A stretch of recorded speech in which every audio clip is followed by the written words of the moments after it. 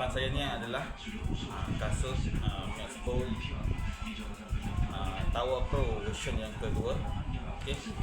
So apa yang kita nak buat ni adalah kita nak tukar tali original putih ni kepada tali yang berwarna kuning. So apa buang masa, jom kita tukar tali putih ni, kita buat ikat seluar.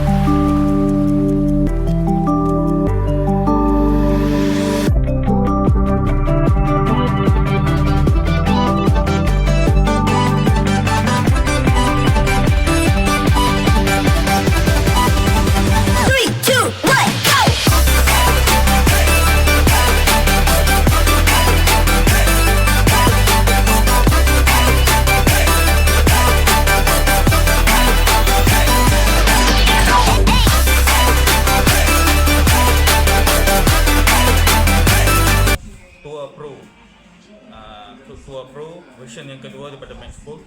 Kita dah proses pertukaran tali, okey, daripada putih, okey, tali putih ni kepada tali yang kuning ni. So jangan lupa kasut Maxbolt bawah RM200 kan.